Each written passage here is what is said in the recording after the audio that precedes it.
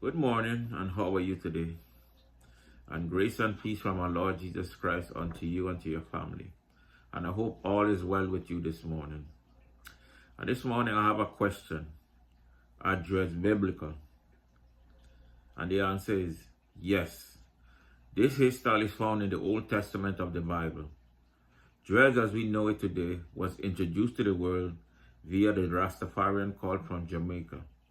This movement was started by Leonard Percival Howell. Howell was born June 16, 1896. He was a Black Pride and Back to Africa preacher. He and his followers lived on an illegally acquired property called Pinnacle. He was influenced by the Indians that were brought to the West to work on plantations after the importations of Africans became outlawed. They were mostly relegated to Guyana, Trinidad, Jamaica, and a few other islands. Howell introduced the culture and religion from the Agori Sadhus that thrived in India to his disciples. Agoris worship Kali, the Lord of the Dead. They don't groom or wash themselves. They are predominantly vegetarians, though some of their rituals involve cannibalism. This is the true seminar of Rastafarians. Original devotees were called Naya or Bongomen, then Africans, and finally Rastas after Haile Selassie from Ethiopia.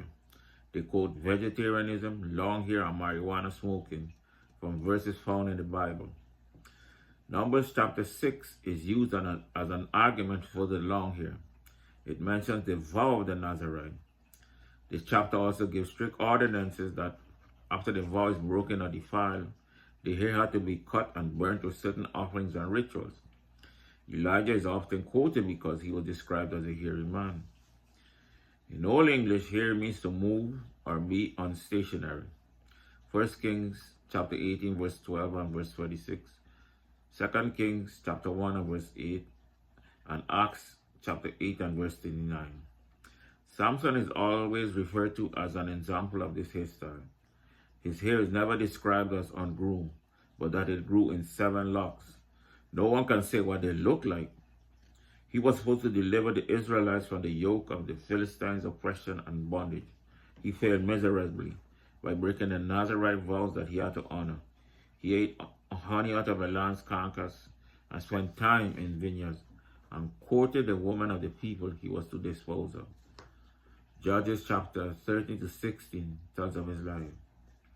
Dreads are ungroomed and of a neglected manner. One person in the Bible is mentioned as wearing his hair unkempt and in a dreadful way. This was King Nebuchadnezzar in the book of Daniel chapter 4. It tells us that he exalted himself in pride higher than he should. God humbled him for 7 years. He was banished from his throne and he ate grass as oxen. He lived outside like an animal, and the dew from heaven soaked his body. His hair grew like eagle's feathers, and his nails like bird's claws. Yes, dreads are a biblical symbol of insanity. When words or phrases are introduced in the Bible, that is how they will be used throughout the Bible. Like brass in Genesis. When Cain was judged by God, one of his descendants labored with brass. The brazen serpent that Moses built to deliver Israel from the serpent bites. Samson was bound in fetters of brass. The feet of Jesus in Revelation. So when Nebuchadnezzar was described as insane, the long hair and nails are symbols of insanity. Even to the eccentric and disturbed folk carrying their hair in clumps and dreads. Rastafarians in the Palaver use chillum, a pipe used for smoking marijuana, Kali weed named after the Lord of the underworld, ganja for the Ganges River. Rastafari is from India. The Bible does give instructions on how to wear your hair. It is found in 1 Corinthians chapter 11. Thank you.